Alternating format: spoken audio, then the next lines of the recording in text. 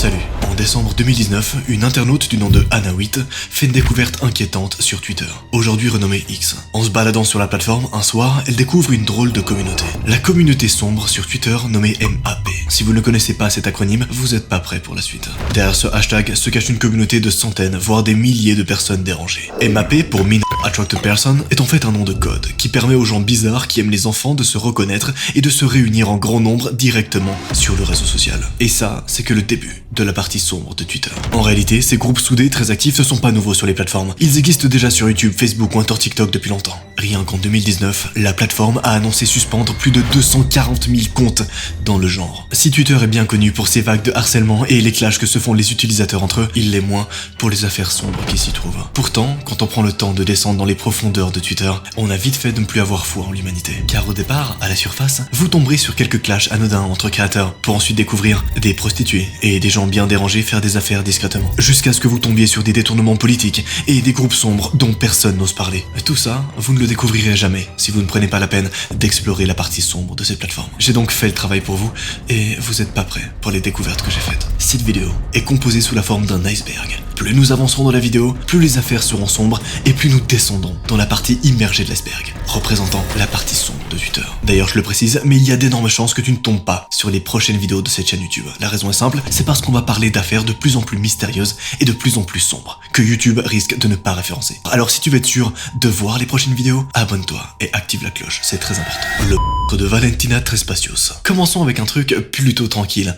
Un sur X. Le 17 décembre 2022, une internaute du nom de Morgane publie un post banal sur Twitter. Elle écrit « Quel était votre date le plus fou ?» Twitter est un réseau social au sein duquel les utilisateurs sont assez proches des autres et de leur audience. Pourtant, Morgane et son public ne le savent pas encore, mais une des réponses à ce tweet va les marquer à vie. Parmi tous les utilisateurs qui répondent au tweet, un certain John Nelson Poulos va attirer l'attention du grand public. Sous le pseudo de Pétrin67, il publie une réponse accompagnée d'une photo sur laquelle on le voit avec une femme. « J'ai invité une Colombienne sans l'avoir vu avant. Maintenant, on va se marier. » Tout a l'air de se passer pour le mieux. Sur la photo, on a l'impression que les deux sont en vacances et ils ont l'air heureux. Mais personne ne se doute un seul instant de ce qui se cache derrière les apparences. Au cours de l'année 2022, l'américain John Nelson Poulos, alors âgé de 35 ans, est de passage en Colombie. Un soir, il décide de profiter du pays en allant danser la rumba. Et c'est là qu'il fait la rencontre qui va changer le cours de sa vie. Valentina Trespacios a 23 ans. Elle est DJ à Bogota depuis quelques années. Elle est jeune, jolie, considérée par sa famille comme douce et tranquille et ne passe clairement pas inaperçue. Sur son compte Instagram, on peut la voir en train de mixer, chiller sur la plage ou de boire des verres dans les meilleurs bars colombiens. Bref, elle vivait sa meilleure vie. Elle était passionnée par ce qu'elle faisait et c'est dans ces circonstances que John va totalement tomber sous son charme. Il prend son courage à deux mains et va l'aborder ce soir-là. Même s'ils ne parlent pas la même langue et qu'ils utilisent des traducteurs sur téléphone pour communiquer, les deux s'entendent très bien et commencent à se voir régulièrement durant le séjour du jeune américain. Malheureusement, John ne peut pas rester indéfiniment en Colombie et doit rapidement rentrer aux États-Unis pour travailler. C'est alors que débute une histoire qui va propulser Twitter dans une autre dimension.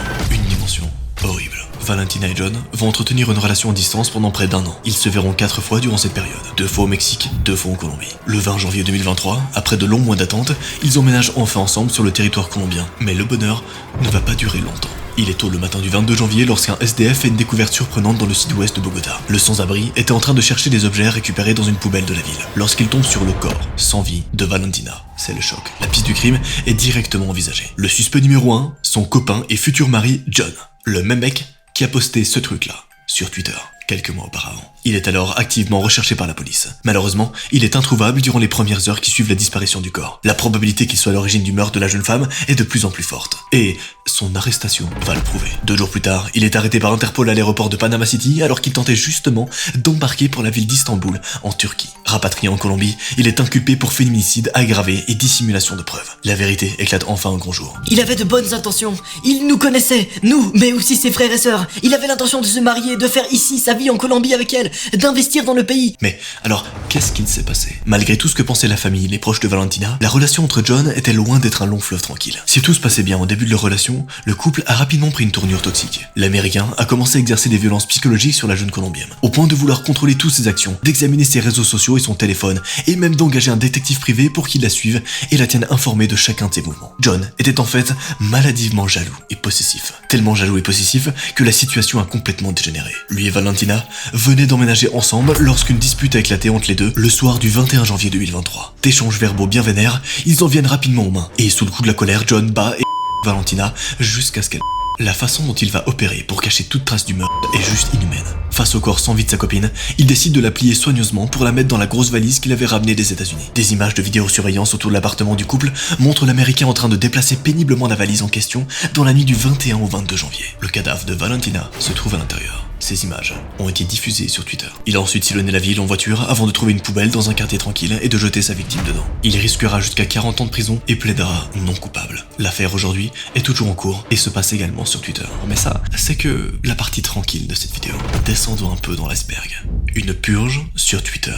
La seconde affaire dont je vais vous parler a l'air d'une simple affaire de querelle politique en apparence. Mais à bien y regarder, elle a en fait tout d'un drame qui nous rappelle les heures les plus sombres de l'histoire. Je vous explique. On est le 21 janvier 2023. Derek O'Brien, un membre du Parlement indien, publie ce tweet. Dans ce post, il se plaint du fait que plusieurs de ses tweets ont été censurés sur le territoire indien par la plateforme elle-même. Sauf que les tweets en question, ceux qui ont été censurés, n'étaient pas n'importe quel tweet. C'était des tweets dans lesquels il parlait d'un documentaire de la BBC. Documentaire qui met en avant une affaire extrêmement dérangeante dans laquelle le Premier ministre indien est directement impliqué. Une affaire qui a toutes les caractéristiques d'une purge ethnique envers les musulmans selon un rapport. Dans le documentaire, le média anglais reprend un rapport concernant les émeutes de 2002 en Inde. Ces émeutes avaient éclaté après la mort de 59 hindous, la communauté religieuse majoritaire sur le territoire indien. Les victimes étaient mortes lors d'un violent incendie au bord d'un train. Le problème, c'est que suite à ça, des violences anti-musulmans ont lieu dans tout le pays. Et le Premier ministre aurait lui-même ordonné sur Twitter de ne pas intervenir aux forces de l'ordre afin que les musulmans soient littéralement violentés. Horrible, n'est-ce pas? Dès qu'un membre de l'opposition publiait un tweet en rapport avec ce documentaire, les tweets étaient automatiquement censurés. Vous êtes en train de me dire que la plateforme censurait des gens qui voulaient défendre des musulmans qui se faisaient persécuter. Pourquoi? Eh bien, derrière ça, un grand blocage organisé directement par le gouvernement indien. En même temps, en plus des morts côté musulmans, les faits qui ont lieu sont plus sombres que ce qui est annoncé au grand public. Certains médias parlent notamment de massacres en masse, de la destruction de dizaines de milliers de maisons et de petits commerces, de généralisé de femmes musulmanes. Cette vague de censure laisse donc penser que des gens bossant derrière Twitter étaient corrompus et bossaient directement avec le gouvernement indien, hostile envers la minorité musulmane dans leur pays. Bref, Twitter fait des ravages et cache souvent des affaires bien plus gênantes qu'il n'y paraît. Mais pourquoi, vous allez me dire, qui se cache derrière cette gestion catastrophique de Twitter? Et si la plateforme pouvait elle aussi détruire des vies? Eh bien, c'est exactement ce qu'il s'est passé dans la troisième affaire. Un seul tweet a ruiné sa vie. L'affaire Justine Sacco part d'un tweet basé sur une blague de mauvais goût qui a dégénéré. À tel point que l'affaire a fait le tour du monde à l'instant où elle est sortie. Et que Justine a vu sa vie changer en quelques jours. Justine était une jeune américaine de 30 ans. Elle a une situation classique, quoique peu aisée. Elle vit et travaille à New York comme responsable mondiale des communications dans un grand groupe américain, IAC. En parallèle de son travail, elle a plusieurs hobbies. Le sport, la marche en ville et Twitter. Ou plutôt X. Chaque jour, elle passe plusieurs heures sur la plateforme qui cumule alors déjà 240 millions d'utilisateurs mensuels. Elle y lit les tweets qui l'intéressent, interagit avec les autres utilisateurs et elle écrit même quelques tweets quand elle est inspirée. C'est le 20 décembre 2013 que l'histoire va commencer. Elle a quitté New York la veille pour atterrir à Londres où un vol l'attend le lendemain. Direction Cape Town en Afrique du Sud pour aller rendre visite à sa famille qu'elle n'a pas vue depuis longtemps. Le jour J, elle arrive donc à l'aéroport, elle passe le contrôle à la porte de l'embarquement, elle valide son billet et juste avant de monter dans l'avion, elle profite des quelques minutes qu'elle a pour aller faire un tour sur Twitter. Cette fois, elle est d'humeur blagueuse. Elle a envie de provoquer un peu la toile en surprenant sa petite communauté de 170 abonnés. 170 abonnés suffisent à détruire une vie. Il faut savoir que d'habitude, elle aime jouer de l'humour de ses posts, mais aucun abonné ne réagit à ses blagues. Elle publie donc ce tweet qui va devenir historique à son insu, et qui d'ailleurs depuis a été supprimé. Je pars pour l'Afrique. J'espère que je ne vais pas attraper le sida. Je plaisante. Je suis blanche. Sans se douter de rien, elle monte dans l'avion. Celui-ci décolle, et après quelques minutes, à plusieurs kilomètres d'altitude, elle s'endort. 11 heures plus tard, elle arrive à l'aéroport de Cape Town, à l'autre bout du monde. C'est là qu'elle rallume son téléphone, relance sa connexion internet et réalise qu'elle a reçu des centaines de notifications. Parmi celles-ci, se trouve un message d'un vieil ami au lycée, avec qui elle n'avait pas discuté depuis des années. Le message qu'elle reçoit, c'est le suivant. Je suis tellement désolé de voir ce qu'il t'arrive. Elle ne comprend pas de quoi est-ce qu'il parle. Avant même d'avoir le temps de faire quoi que ce soit, elle reçoit un message d'un de ses meilleurs amis. Appelle-moi tout de suite. Tu es le sujet numéro 1 sur Twitter, partout dans le monde. Justine commence à paniquer. Mais qu'est-ce qu'il s'est passé? Eh bien, pour comprendre tout ça, revenons au début de l'histoire. Quelques minutes après la publication du tweet de Justine, un de ses abonnés tombe dessus. Il est complètement sous le choc. Dégoûté par les propos de la jeune américaine, il décide d'envoyer le tweet à un journaliste américain très connu, Sam Biddle. Il est lui aussi sous le choc. Il décide donc de retweeter le post à sa communauté. Problème, il a 15 000 abonnés. Et à l'époque, C'est énorme. Il envoie. Et maintenant, une blague de vacances rigolote du chef des relations publiques de l'IAC. C'est l'énorme boîte dans laquelle Justine travaille. C'est là que la situation va totalement lui échapper. Le tweet est repris à toutes ses sauces et devient en quelques minutes le sujet de discussion numéro 1 partout dans le monde. Tout ce que je veux pour Noël, c'est voir la tête de Justine Sacco quand son avion atterrira et qu'elle regardera ses mails. Je suis un employé d'IAC et je souhaite que Justine Sacco ne communique plus jamais en notre nom. Toute la toile s'excite et se retourne contre elle. Un hashtag est lancé. Has Justine landed yet? Est-ce que Justine a atterri? Et un tweetos va même aller jusqu'à l'aéroport pour la photographier à son arrivée. Justine Sacco est bien arrivée à l'aéroport du Cap. Elle a décidé de porter des lunettes de soleil comme déguisement. Son compte passe de 170 abonnements à 8000 abonnés en quelques heures seulement. Et durant tout son trajet dans les airs, le lynchage médiatique grandit à une vitesse inimaginable et casse tout sur son passage. Il rassemble un tas de personnes de différents horizons, des internautes qui profitent de l'affaire pour lâcher leur haine, à des philanthropes qui font des dons aux associations de lutte contre le sida, en passant par Donald Trump lui-même qui profite de l'occasion pour donner son avis. Pendant ce temps, Justine vient de recevoir les appels de ses amis et émerge à peine de sa sieste. Son séjour en Afrique du Sud va finalement se transformer en véritable cauchemar. Traumatisée, elle comprend l'ampleur du bad buzz dont elle est responsable. Et elle n'est pas au bout de ses surprises. Sans attendre, elle supprime son compte et le tweet qu'elle avait posté. Mais le mal est fait. Son employeur IAC l'a renvoyé. Les salariés de l'hôtel dans lequel elle réside décident de faire grève pour se venger de son tweet. La réception lui annonce qu'ils ne pourront pas garantir sa sécurité sur le territoire. J'espère que Justine Sacco aura le sida, lol. Que tout le monde signale cette de Justice Sacco. Des dizaines de milliers de personnes cherchent à la détruire. À tel point que même la réputation de sa propre famille va en prendre un coup. Quand elle arrive, désemparée chez ses proches, sa tante lui dit: Ce sont pas les valeurs de notre famille. Maintenant, par association, tu as presque ruiné notre réputation. Entre le 21 décembre et la fin du mois, le nom de Justine sera tapé plus d'1,2 million de fois sur Google. Et les semaines à suivre vont être compliquées pour la jeune américaine. Elle va littéralement subir une détresse psychologique comme jamais auparavant, passant ses journées à pleurer et à regarder des séries. Elle sombre peu à peu dans une déprime qui la marquera à vie. J'ai pleuré sans interruption pendant 24 heures. C'était traumatisant, on ne dort plus. On se réveille en pleine nuit sans savoir où on est. Tout d'un coup, on sait plus qu'est-ce qu'on est censé faire. Mais heureusement, ou pas, tout finira bien pour elle. Après une année compliquée, elle partira pour un voyage en Éthiopie afin de travailler dans une ONG. Lorsqu'elle reviendra à New York, elle trouvera un nouveau travail dans le groupe du site de rencontre Match. Tout est bien qui finit bien, mais c'est pas le cas de la prochaine affaire. Après que Twitter ait détruit une vie complète, allons bien plus loin. Quand les prostituées font leur business sur Twitter. Lorsque Twitter est créé en 2006, la plateforme cherche à répondre à un objectif simple, permettre aux internautes de partager facilement leurs petits moments de vie avec leurs amis. En 2023, derrière l'envers du décor, des milliers de jeunes femmes génèrent des millions d'euros en utilisant le site comme une vitrine pour vendre leur corps. Et elles ne sont pas si loin que vous ne le pensez. Confesse Fantasme, un groupe Twitter qui réunit plus de 700 000 abonnés autour d'un concept simple, la confession de ses pires fantasmes. Des centaines de personnes envoient leurs fantasmes les plus fous et les plus farfelus au compte, qui les republient directement sur la plateforme. Au milieu de tous les messages qui sont republiés, vous en doutez, mais on tombe parfois sur des gens extrêmement bizarres. Je suis fétichiste des pieds et je me sur les talons de ma mère et de ma belle-mère. Salut, j'ai 20 ans. Ma mère en a 38. Elle est divorcée depuis 2015. Depuis quelques mois, elle fréquente un homme et je les entends comme des bêtes. Au début, ça me perturbait et maintenant, les gémissements de ma mère me font et je finis par me donc maintenant, en faisant des scénarios dans lesquels ma mère se par des amis ou des collègues. Salut, j'ai 19 ans, je suis un gars et j'aime obéir comme un chien aux meufs et être soumis. Je vous épargne les reposts les plus fous que j'ai pu trouver. Mais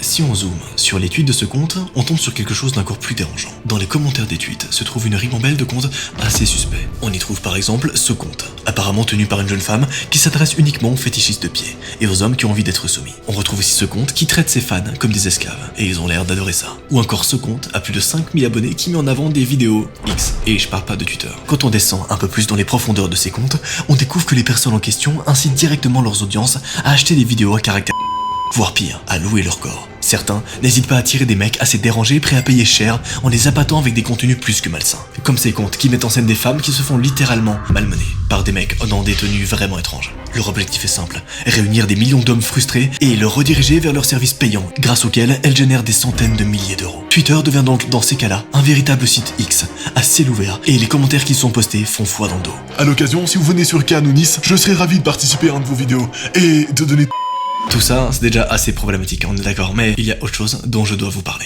Je ne vais pas vous les afficher ici pour des raisons évidentes, mais certains comptes mettent même en avant des mineurs. Le tout soutenu par une armée de mecs vraiment dérangés qui ne se gênent pas pour montrer leur penchant pour les personnes les plus jeunes. Un phénomène que Twitter n'est pas prêt d'arrêter. Évidemment, toutes ces filles subissent la situation, et très rares sont celles qui le font par choix. La plupart du temps, elles appartiennent à d'énormes réseaux qui exploitent des centaines voire des milliers de jeunes filles, et passent par Twitter pour trouver des clients. Elles n'ont ensuite qu'à créer des comptes sur la plateforme, mettant en avant leurs attributs et répondre aux messages que les centaines de mecs viennent leur envoyer. Si vous êtes déjà choqué par toutes ces affaires que je viens de vous présenter, laissez-moi vous aborder la suivante et la dernière. Quand les djihadistes conquérissent X. Quand vous baladez sur X aujourd'hui, il y a rien de bien méchant. Vous tombez parfois sur des clashs plus ou moins sales entre des créateurs et ou des utilisateurs. Dans votre fil d'actualité, il est très peu probable que vous tombiez sur des extrémistes radicalisés qui tentent de vous convertir. Pourtant, c'était bien le cas il y a encore quelques années. Entre 2010 et 2012, Daesh profite de l'explosion des réseaux sociaux pour mettre en place un plan machiavélique. Créer des comptes signés Daesh sur les plus grosses plateformes, communiquer un maximum dessus pour élargir leur audience et se faire remarquer, puis recruter des combattants et faire grossir leur rang. Des milliers de comptes diffusent en masse des contenus djihadistes sur les plateformes, que ce soit des citations, des photos, allant même jusqu'à mettre en ligne des messages terroristes et des visions d'exécution. Pour vous donner une idée de la quantité de personnes impliquées, Twitter avait annoncé la suppression de plus d'1 million de comptes associés au terrorisme en seulement 2 ans, entre 2015 et 2017. Si Twitter est devenu une cible de premier choix pour les terroristes en quête de visibilité et de nouveaux membres, c'est pour sa viralité et sa simplicité d'utilisation. Les terroristes n'ont qu'à créer un compte, publier des posts en quelques clics et assurer leur promotion autant de fois qu'ils le veulent chaque jour. Et si leur compte est supprimé, ce qui arrive régulièrement, ils ont qu'à en faire un nouveau. Il n'y a pas vraiment de sécurité à ce moment-là. En 2014, on comptait plus d'1 millier de Français s'étant convertis à Daesh par le biais des réseaux sociaux. Malheureusement, les organisations terroristes n'utilisent pas que Twitter pour enrôler de nouveaux combattants. Ils vont aussi les utiliser pour faire de la traite humaine. Et c'est là que l'affaire devient vraiment sombre. Dans les années 2010, le Conseil de sécurité de l'ONU a pointé une nouvelle tendance depuis l'émergence de Daesh et de beaucoup sur Twitter. Une tendance extrêmement inquiétante, dont n'importe qui peut être victime, même les enfants, malheureusement. Ils défendent l'esclavage des femmes et des enfants, non comme une méthode clandestine, mais avec une stratégie et une organisation connue. Le but pour Daesh avec cette manœuvre n'est même pas d'obtenir des mains gratuites, mais littéralement de dégrader et de soumettre des populations civiles bien ciblées. Ils séduisent des jeunes femmes, ils leur disent qu'elles sont maltraitées et mal payées dans les pays occidentaux. Ils leur passent des messages de femmes et de mères de famille épanouies, puis les incitent à les rejoindre pour mieux vivre. En réalité, elles finissent offertes aux combattants de l'organisation terroriste qui les marieront et en feront de véritables esclaves qui ne pourront plus jamais s'échapper du système horrible dans lequel ils sont rentrés. Un rapport, paru en 2016, dit même avoir repéré un enfant de 8 ans vendu pour 4 000 $ sur Twitter. Mais t'es qui, wesh? Pourquoi tu me suis comme ça? L'inconnu en face répond rien. Pourquoi? Parce que tu es à moi. Quelques jours plus tard, Léa, une jeune étudiante de 19 ans, reçoit ce message d'un autre compte Snapchat. Le compte s'appelle MrC5, c'est très similaire au compte qui lui avait envoyé des photos bizarres quelques jours auparavant. Il va vraiment falloir que tu perdes cette habitude de me bloquer. Ça risque de mal se passer à force. Je vais appeler les flics.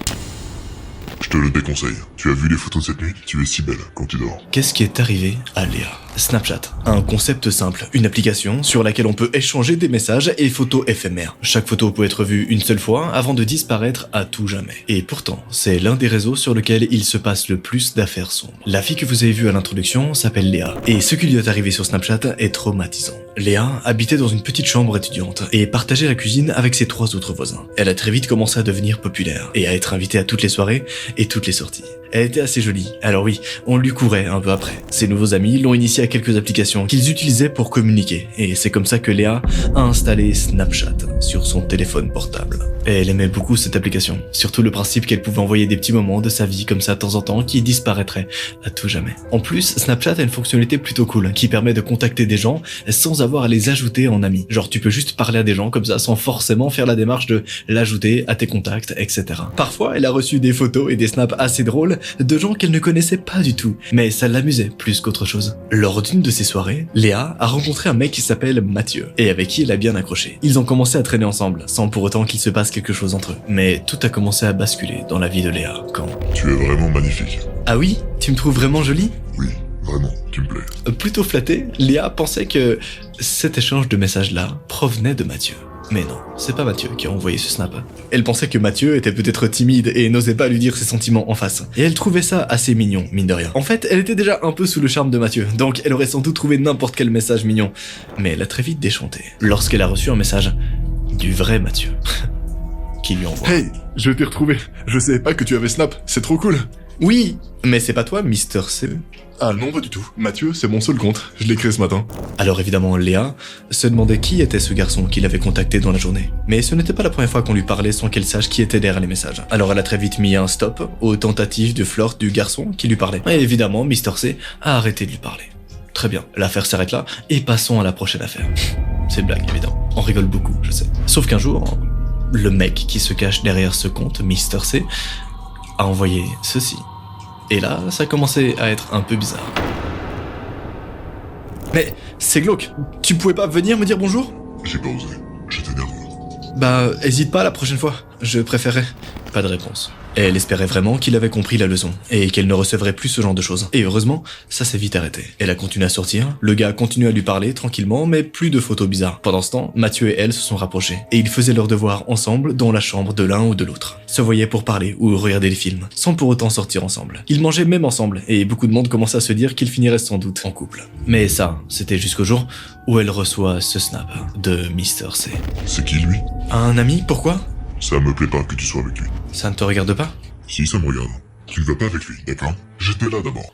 Il y ajoute quelques émojis colère, comme s'il était un peu enfantin, en colère, très bizarre. Léa a vraiment été choquée de voir ces messages. En quoi ça le regardait, ce type? Elle ne l'avait jamais rencontré en vrai, et il l'avait toujours refusé. Peu importe, elle a décidé de pas s'énerver, mais ce garçon commençait vraiment à être très bizarre avec elle. Surtout que, à chaque fois, pourquoi est-ce qu'il la prend en photo et qu'il va pas lui parler en face? Elle avait pas du tout apprécié ce genre de comportement possessif. Mais bien sûr, elle a continué sa vie, sans vraiment se soucier de ça. Je suis désolé pour la dernière fois. J'ai abusé, pardon. Nouveau message de Mr. C. Je demande pardon, ça se reproduira plus, promis. D'accord. Léa a été gentille, elle a décidé de lui accorder une seconde chance. Plus aucun message concernant Mathieu n'est arrivé, et elle a été soulagée de voir que ça lui avait quand même servi de leçon. Une leçon qui a pas duré longtemps. Au bout de 2 semaines, elle a recommencé à recevoir des photos, des messages invasifs qui ont vraiment commencé à lui mettre mal à l'aise. Comme si une personne lui voulait du mal, mais qu'elle n'arrivait pas à en avoir conscience. Heureusement, ça lui a vite passé. Un matin, alors qu'elle se lavait pour aller à son cours, elle a remarqué que ce mec, dont elle n'avait ni le nom, ni le visage, lui avait envoyé plusieurs snaps durant la nuit. Aux alentours de 3 ou 4 heures du matin. C'était trop cette fois. En pleine nuit maintenant? Mais qu'est-ce que ça allait devenir si elle le laissait faire? Et c'est là qu'elle a commencé à regarder les snaps. Sur tous les snaps qu'elle a reçus à 3 heures du matin, il y avait la même inscription. Je te vois. Et les snaps, c'était les snaps de ce mec qui la prenait secrètement en photo. D'abord en rentrant des cours, à la bibliothèque, puis chez elle. Elle a répondu, avant de regarder les derniers snaps. Mais t'es qui putain? Pourquoi tu fais ça? Parce que tu es à moi. Mais t'es pas clair, sérieux? Si, c'est très clair. Sans hésiter, elle le bloque. Il va vraiment falloir que tu perdes cette habitude de me bloquer. Ça risque de mal se passer à force. Je vais appeler les flics. Je te déconseille. Tu as vu les photos de cette nuit? Elles sont belles, non? Et ce petit pull te va vraiment très bien. C'est là que Léa ouvre les derniers snaps qu'elle n'avait pas ouverts auparavant. Elle a regardé les dernières photos et c'était encore des photos d'elle. Sauf que cette fois-ci, c'était des photos dans son lit, en train de dormir à 3h30 du matin. C'était affreux. Elle a immédiatement appelé la sécurité du campus et la police. Tout le bâtiment a été fouillé. Mais comme les photos disparaissaient et qu'elle n'avait aucune preuve à avancer, elle n'avait rien. Et pas grand monde l'a cru. Ouais, elle a pas pensé bon de prendre des captures d'écran à ce moment-là, donc Snapchat a supprimé les photos. C'est le principe de l'application finalement. Envoyer des photos éphémères qui disparaissent au bout de quelques secondes. Bref, vu les derniers messages, il n'y avait plus aucun doute possible. Ce mec la suivait et avait pénétré chez elle. Elle l'a bloqué bien sûr, mais le mal était fait. Les parents de Léa ont été prévenus bien sûr, et ils ont immédiatement pris la route pour rejoindre leur fille. Ils ont décidé qu'elle reviendrait chez eux, le temps que tout ça se calme, et que Léa aille mieux. Mathieu a aussi été prévenu, et il a été d'accord avec les parents de la jeune fille. Elle devait absolument s'éloigner. Ses camarades ont accepté de prendre tous les cours pour elle. Elle reviendrait pour passer les partiels et repartirait immédiatement après. L'état d'urgence a été activé à ce moment-là. Quelqu'un la suivait et ça provenait de Snapchat. Dire qu'il y a des gros détraqués comme ça sur cette application, moi ça me fait vraiment peur, je peux pas vous mentir. Pendant quelques temps, elle est partie dormir chez son copain et ça ne s'est pas arrêté là. Non, ça s'est empiré. Et oui, je sais, tu pensais que ça s'arrêterait là, que cette affaire se terminerait là et qu'on descendrait un peu dans l'iceberg. Mais non, cette première affaire n'est pas terminée. Le mec lui renvoie. Tu aurais mieux fait de rester chez toi, tu vas le regretter. Elle le bloque. Et ce jour-là, elle décide de désinstaller Snapchat. Et vous savez quoi? Il y a un truc plutôt bizarre qui va se passer avec cette première affaire. Et c'est pas étonnant parce qu'il s'agit de la première affaire, donc c'est pas une affaire encore très sombre. Ce qui est vraiment bizarre, c'est que lorsqu'elle a désinstallé Snapchat, le mec ne l'a plus jamais recontacté ailleurs. C'est comme si ce gars-là était uniquement rattaché à Snapchat. Apparemment, le mec ne s'est plus jamais infiltré chez elle, mais pareil, elle a peur qu'un jour, si elle réinstalle Snap, elle a peur qu'il redécouvre qu'en fait le mec est là à la suivre tous les jours, sans qu'elle le sache. Mais bon, je pense qu'à sa place, j'aurais plus jamais réinstallé Snapchat. Juste au cas où. La police n'a rien pu faire, et on n'a jamais retrouvé qui était Mr. C5. Tout ce que je peux vous conseiller, c'est que si vous possédez l'application Snapchat, n'ajoutez jamais ce compte en ami. Je vous rappelle d'ailleurs que les prochaines vidéos qui vont sortir sur cette chaîne vont être extrêmement sombres. Là, on vous prépare quelques vidéos qui sont vraiment très sombres et très choquantes. Donc il y a de très fortes chances que tu ne tombes pas dessus. Pour être sûr de voir les prochaines vidéos, abonne-toi à cette chaîne et active la cloche. C'est très important. Je le précise parce que vraiment, il y a un monde où vous ne verrez pas les prochaines vidéos qui sortent tellement elles sont sombres. Donc YouTube ne les mettra pas en avant. Bref, continuons avec l'affaire. Affaire numéro 2, bien plus sombre cette fois-ci. Excusez-moi, on cherche à vous joindre depuis 2 jours, mais aucune nouvelle. Il serait temps qu'on soit pris en main. C'est de votre faute si on est dans cette situation, alors répondez-nous, merde. C'est urgent. c'est les derniers messages. Les snaps que vous venez de voir, ce sont les derniers snaps qu'on a retrouvés de cette famille qui était partie en vacances grâce à Snapchat. Mais qu'est-ce qui lui est arrivé, hein? Nombreuses sont les familles qui cherchent à partir en vacances. Malheureusement, un voyage, ça coûte souvent trop cher. Et c'est souvent compliqué de partir à l'étranger quand on est 4, comme la famille de Patrice. Patrice, c'est le mec qui a envoyé ces snaps que vous avez vu au début de la vidéo. Ce mec plutôt perdu qui semblait attendre une réponse de quelqu'un. Curieux, n'est-ce pas? Ce qui est encore plus curieux, c'est que ce mec, ainsi que toute sa famille, a disparu lors de ce voyage. Patrice est un homme de 38 ans qui travaille dans l'immobilier. Il est l'un des meilleurs agents de sa boîte et vit heureux avec sa femme et ses 2 filles de 12 et 15 ans. Lui et sa famille ont toujours voulu partir à l'étranger et le père de famille a économisé pour ça. Mais entre le crédit de sa maison et leurs automobiles à lui et sa femme, mettre de côté pouvait être parfois compliqué. Il avait installé Snapchat sous les conseils de sa fille aînée, Carole. Toute la famille était très complice, donc ils partageaient souvent des photos sur cette application et les filtres leur faisaient toujours bien rire. Patrice, le père, pensait souvent à cette histoire de voyage et faisait souvent des recherches. Ils auraient aimé partir dans un pays chaud qui les changerait de la France, tant au niveau du climat que du paysage. Et c'est là qu'il est tombé sur une annonce, Snapchat. En effet, sur Snapchat, une agence de voyage proposait des voyages à prix cassé. Il a décidé de les contacter et après tout, cela ne lui coûtait rien d'essayer. Il était un peu méfiant. Il a toujours été naturel à tout vérifier et analyser et il ne voulait pas tomber dans les filets d'une personne mal intentionnée. Par souci d'anonymat, de mon côté, j'ai préféré censurer le nom de cette agence. Mais par prévention, je vous dirais juste que si un jour vous voyez une agence de voyage sur Snapchat, de préférence, ne cliquez pas, hein, et allez choisir votre voyage ailleurs. L'agence, dans l'application Snapchat, répond.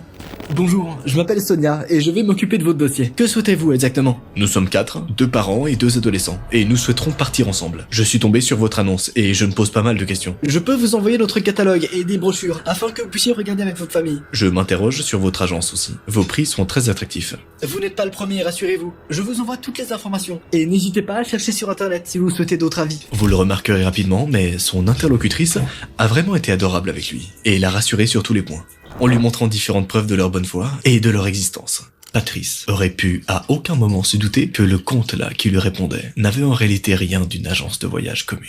Non, ce compte-là faisait partie d'un tout bien plus surprenant et bien plus dangereux. Il a quand même fait des recherches sur internet et a découvert avec surprise que l'agence était très bien notée. Il n'a pas cherché plus loin. Il a accepté la brochure, qu'il a regardée tranquillement avec sa famille. Et là, forcément, ils ont eu un coup de cœur énorme. Toute la famille a craqué sur un voyage en particulier. 5 jours en Égypte, dans un petit hôtel, avec des visites et des moments de tranquillité. Avec les repas, pour un peu moins de 5000 € pour 4 personnes. Le rêve. Il leur resterait même de l'argent pour se faire plaisir. Ils en ont parlé pendant quelques jours à tête reposée pour ne pas commander ce voyage de manière impulsive. Mais ce voyage leur tenait à cœur, et ils décident qu'ils partiraient pour les vacances de printemps. Il ne ferait pas trop chaud, et ils pourraient profiter de tout sans souffrir de passer de bonnes vacances. Ils pourraient profiter de la piscine sans qu'elle ne soit couverte. Leur joie était immense et ils avaient pris leur décision.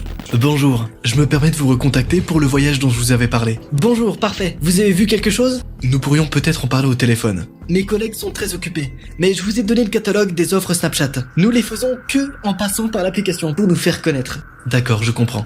Alors, que puis-je faire pour vous? Encore une fois, la femme, ou du moins la personne qui est censée se trouver au bout du fil semblait adorable. Même s'ils n'ont pas pu s'appeler via le téléphone, ils ont pu énormément échanger via l'application. Elle lui a donné toutes les informations nécessaires pour les voyages. Tous les paiements ont été faits. Il a tout de suite reçu les confirmations des différentes réservations. Il était ravi, et le soir même, il a prévenu toute sa famille. Ils ont fait la fête toute la soirée. Vous connaissez les ados.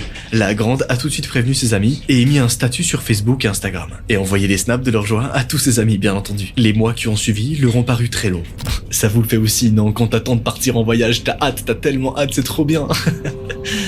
Ouais, sauf que là, leur voyage ne va clairement pas se passer comme prévu. Hein. Et je vous le rappelle, mais cette famille a disparu. Et vous allez comprendre toutes les circonstances de leur disparition. La veille du voyage, tout était prêt. Les valises étaient faites et il ne restait qu'à appeler le taxi pour les emmener à l'aéroport le lendemain. Mais un SMS les a arrêtés dans leur élan. Leur vol était surbooké et ils ne pourraient pas monter à bord. Patrice a immédiatement appelé le service concerné pour savoir ce qu'il se passait. Mais il n'y a pas eu plus d'informations. Alors Patrice décide de contacter la soi-disant agence. Bonjour, nous ne pouvons prendre notre vol car il est surbooké. C'est fâcheux. Nous essayons de remédier au problème au plus vite. 2 heures, c'est cool. 2 heures où ils attendent à l'aéroport. Tout a été changé. Votre avion part après-demain à 7h30 du matin. Nous avons changé toutes vos réservations et les dates de vos visites. Bon, Patrice, on n'attendait pas tant. Et il a été soulagé de voir que l'agence prenne tout en main. 2 jours, c'était rien. Bon, ça a déçu tout le monde, mais ça arrive. 2 jours plus tard, ils étaient à 4h30 du matin dans le taxi, excités de partir enfin en voyage. Carole a envoyé des photos à tous ses amis sur Snapchat. Le voyage n'a pas été très long, à peine 4 heures. Franchement, c'était rien, après les longs mois d'attente. Et ils étaient à l'aise. Ils sont arrivés à destination, normalement. Et tout s'est bien passé. Non. Mais presque. Quand ils sont arrivés, le soleil brillait fort. Ils avaient hâte de voir leur hôtel et de se prélasser au bord de la piscine, voir la plage s'ils pouvaient avoir une voiture. Mais les choses bizarres ont commencé à arriver. Un taxi, un peu miteux, les attendait devant l'aéroport, à peine assez grand pour qu'ils rentrent tous dans la voiture. Mais bon, ça c'était pas grave. Patrice a commencé à se poser des questions quand la voiture s'est engagée dans un quartier assez peu engageant. En fait, ça avait l'air un peu mal famé. Et quand le taxi s'est arrêté devant un hôtel crasseux, ils ont tous poussé un cri d'horreur. C'était pas du tout ce qui était noté dans la brochure, mais le conducteur était formel. C'est ici qu'ils devaient s'arrêter. Ils étaient horrifiés. Ils sont rentrés, et à l'intérieur, c'était encore pire que l'extérieur. Ce n'était clairement pas ce qui était prévu. Ils ont été emmenés dans une chambre petite et qui sentait la poussière et la crasse. Ils devaient avoir une suite avec douche et toilette, avec 2 chambres. Pas une petite chambre, 3 lits, avec la salle d'eau sur le palier. Patrice était hors de lui, ça ne correspondait pas du tout à ce qu'ils avaient choisi sur la brochure. C'est quoi cet hôtel? Ce n'est pas ce qui était prévu. Comment ça? Patrice a donc envoyé des snaps de l'endroit. Les snaps ont tout de suite été ouverts. L'agence répond. C'est une méprise. Nous allons régler ça au plus vite. Mais plus le temps passait, plus Patrice était sûr qu'il n'aurait pas de nouvelles. Cependant, leur cauchemar venait tout juste de commencer.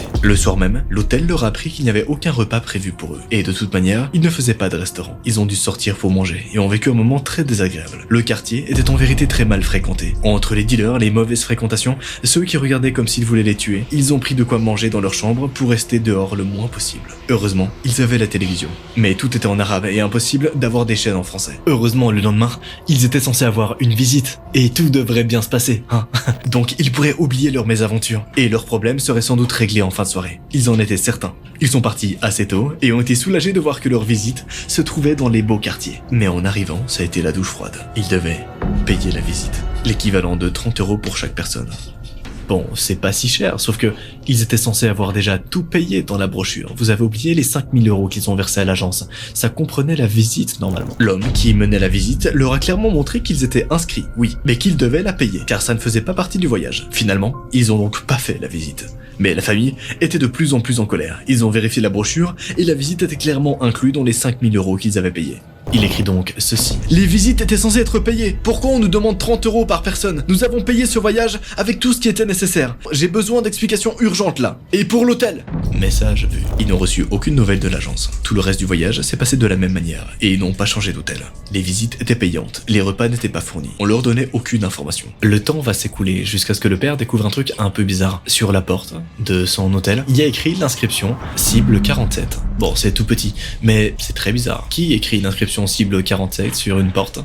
C'est comme si quelqu'un avait gravé sur la porte, comme si quelqu'un avait indiqué « Voici les gens qu'on doit kidnapper ». Le père s'est pas posé plus de questions, mais il aurait clairement dû, car dans la foulée, il va envoyer ceci à l'agence. « Excusez-moi, on cherche à vous joindre depuis 2 jours, mais aucune nouvelle. » Message vu. « Il serait temps qu'on soit pris en main. » Vu. « C'est de votre faute si on est dans cette situation, alors répondez-nous, merde, c'est urgent. » Ce que vous venez de voir, c'est le dernier échange qu'on a retrouvé de Patrice. En effet, cette famille de 4 personnes a disparu ce jour-là. Le seul indice qu'on a retrouvé, c'est une inscription sur laquelle il y a écrit « cible » devant sa porte de son hôtel. Puis ces échanges bizarres qu'on a retrouvés sur Snapchat avec une agence qui, bizarrement, dès que Patrice a disparu, a elle aussi disparu. C'est comme si l'agence n'avait jamais existé. Comme si tout n'avait été qu'une façade depuis le début pour kidnapper une famille. Nous sommes aujourd'hui en 2023, 2 ans après la fin de cette affaire, et cette famille n'a jamais été retrouvée. Cette histoire est basée sur des faits réels, et voici quelques articles de familles qui se sont clairement fait arnaquer sur Snapchat.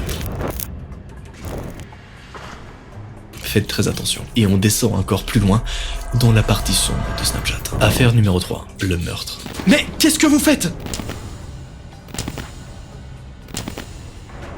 J'appelle la police! Ça sera trop tard. Manon, la fille qui a reçu ces snaps, était une jeune femme de 22 ans, en études de vétérinaire. Elle travaillait dans un cabinet pour avancer dans ses cours et se faire de l'argent pour payer ce qu'elle a à payer. Bah ouais, même si on est étudiant, on a un loyer, des factures, et ça peut être tellement dur. Manon a vraiment eu de la chance de trouver un emploi pareil, et elle le sait. Elle vit avec son meilleur ami, Vincent, qui fait des études de lettres et avec qui elle passait d'excellents moments. Sa meilleure amie, Elena, vivait dans une petite maison avec sa mère, qui travaillait de nuit, et qui lui laissait la maison seule, pour elle, dès 20h. Manon et sa meilleure pote Elena sortaient souvent ensemble, et comme Vincent, son meilleur ami, était assez casanier, il venait très rarement avec elle. Mais Manon lui racontait toujours tout, ce qui les faisait beaucoup rire. Elena et Manon se connaissaient depuis des années, et elles étaient devenues les meilleures amies du monde. Elles faisaient tout ensemble, sauf leurs études, car Elena faisait des études de pharmacie, mais elles se retrouvaient dès qu'elles le pouvaient. Ce soir-là, elles étaient sorties pour aller à une soirée chez l'un de leurs camarades, qu'elles appréciaient beaucoup. La soirée a été très animée, avec des jeux, des karaokés, ce genre de choses. Les filles avaient décidé avant d'y aller de ne pas trop boire. Elle voulait rentrer à pied, sachant qu'elles étaient à une vingtaine de minutes de leur domicile. Donc vraiment pas loin du tout. Elle s'était particulièrement bien habillée ce soir-là. Elena était tombée amoureuse de l'un de ses camarades de classe, qu'elle essayait de séduire depuis quelques mois, et ça avait l'air de fonctionner. Manon, elle, flirtait avec un jeune étudiant en lettres depuis quelques semaines, et c'était en bonne voie pour qu'ils terminent en couple. Bref, la soirée s'est bien passée, et les filles ont décidé de rentrer aux alentours de 3h30 du matin. La maison commençait doucement à se vider, et les deux jeunes femmes commençaient à se sentir fatiguées. Elles sont donc rentrées, très enthousiastes, en parlant de leur crush de la soirée, et des potins de différentes facultés de la ville. Elles ont fini par se séparer à 5 minutes de leur domicile respectif. Manon est rentrée chez elle, assez vite, dans ses pensées. Elle n'a pas été surprise de voir que la lumière du salon était encore allumée. Vincent l'attendait, forcément. Ils se sont installés dans le canapé, et se sont mis à parler tranquillement. La jeune femme décide de prendre son téléphone et d'ouvrir la notification. C'est un snap. Un snap qui présente une ruelle par laquelle ils sont passés quelques minutes plus tôt. Manon s'est bien demandé pourquoi elle recevait ça, mais elle ne s'est pas posé la question très longtemps. La personne était sans doute soit ivre, soit fatiguée, et avait dû se tromper de destinataire. Bref, elle a repris sa discussion avec Vincent, mais pas longtemps. Car quelques secondes plus tard, elle reçoit un deuxième snap, toujours de la même personne. Ce deuxième snap, c'est celui-ci. C'est la photo d'une maison. Manon s'est redressée. Elle venait de reconnaître la maison d'Elena, dans laquelle son amie était seule, sa mère étant au travail. Elena, pour ceux qui se souviennent pas, c'est sa meilleure amie, avec laquelle elle venait de passer une soirée. Sa meilleure amie qui vit dans une maison, seule. Elle reçoit un autre snap. Elle était jolie ta copine. Sa maison aussi est très jolie. Qu'est-ce que vous voulez ? Manon, en recevant ces snaps, commençait doucement à se sentir très mal à l'aise. Elle avait un mauvais pressentiment qui a alerté Vincent, son meilleur ami, mais elle ne lui a pas répondu tout de suite, trop inquiet pour Elena. Le prochain snap que Manon va recevoir, c'est une photo de la porte d'entrée de la maison d'Elena. Porte d'entrée qui sur le prochain snap est ouverte. Elle ouvre encore, puis ceci. Manon a tout de suite compris qu'il se passait quelque chose de très grave. Elle a enfin pu en parler à Vincent qui a décidé d'appeler la police. Immédiatement, Manon a commencé à paniquer, normal. Laissez-moi tranquille s'il vous plaît, et laissez Elena tranquille. Elle reçoit des photos d'un escalier, puis d'un couloir qui peut mener à la chambre d'Elena. S'il vous plaît, sortez. Vincent a très vite réussi à joindre la police, qui a pris la menace très au sérieux. Les deux amis ont décidé d'y aller aussi. Manon a essayé d'appeler Elena qui ne répondait pas. Manon savait que son amie avait le sommeil lourd, et qu'elle devait sans doute dormir. Elle a même essayé d'appeler sur le téléphone fixe, mais elle n'a eu aucune réponse non plus. Elle est mignonne, vraiment. Je vais graver sa beauté et sa jeunesse dans l'histoire. Mais qu'est-ce que vous faites ? Le mec lui envoie ceci. J'appelle la police. Ça sera trop tard. Le dernier snap, Manon ne va pas l'ouvrir. Sans voiture, les deux amis ont commencé à courir et ils sont arrivés très vite chez Elena, un peu plus de 10 minutes plus tard. La police était déjà là et ils les ont empêchés d'entrer. Et il valait mieux. En réalité, ils ont attendu longtemps. Mais quand ils ont vu un homme avec une mallette se précipiter vers la maison, ils ont eu un espoir. Un espoir qui n'a pas duré longtemps. Ils ont été emmenés au commissariat et ont rapidement été pris en charge. L'inspecteur en charge de l'affaire leur a appris qu'Elena venait d'être assassinée et qu'ils étaient arrivés à peine quelques minutes trop tard. Sur la lit de la jeune femme, l'assassin avait laissé son téléphone avec un smartphone prépayé. Sur le téléphone, il y avait encore Snapchat d'ouvert, avec une conversation dans laquelle il parlait à Manon. Sur la dernière photo qu'il avait envoyée, photo que la jeune femme n'a jamais ouverte, sous les conseils des policiers, il y avait le visage apeuré de sa meilleure amie, juste avant qu'elle décède. Manon et Vincent se sont effondrés. L'assassin avait clairement prémédité son acte et avait assassiné la jeune femme, tout en ayant tout prévu pour disparaître. Une enquête était ouverte, mais la personne qui s'en est prise à Elena n'a jamais laissé aucune trace derrière elle. On ne sait même pas s'il s'agit d'un homme ou d'une femme. Ce que vous venez d'entendre, c'est la dernière affaire de cette vidéo, et c'est l'affaire la plus sombre que j'ai retrouvée sur Snapchat. Imagine, t'es là, et tu vois ta meilleure pote en train de se faire assassiner sur Snap. C'est horrible, on est d'accord. Et si tu veux continuer à te faire flipper la nuit, n'hésite pas à cliquer sur ton écran pour regarder notre vidéo. Pour les autres, rendez-vous vendredi prochain pour un nouveau Sad d'horreur. C'était un plaisir.